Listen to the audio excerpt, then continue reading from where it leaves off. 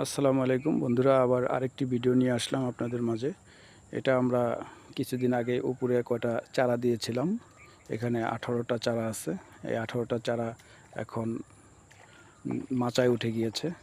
আর আরও 18টা চারা দেওয়া আছে নিচের বেটে। এই চারাগুলোতে আমরা এগুলোতে মাচা দিয়েছি। তো এখন বন্ধুরা বলতে পারেন যে আমরা এই একটা ছোট একটা বড় কেন এইভাবে করলাম।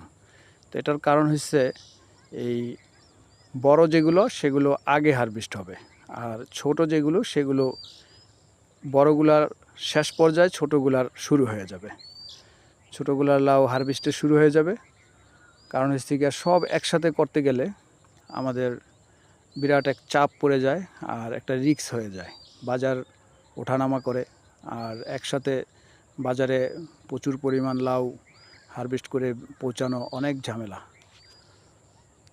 যাই হোক, আমরা এই দেখতে পারতেছেন যে ধানি জমির পাশে আমরা ব্যাট করে মাচা করে আমরা বিভিন্নভাবে এই বিভিন্ন মাচা বিভিন্ন মডেলে করে আমরা লাউ চারা মিষ্টি কুমড়া চারা দিয়ে দিচ্ছি।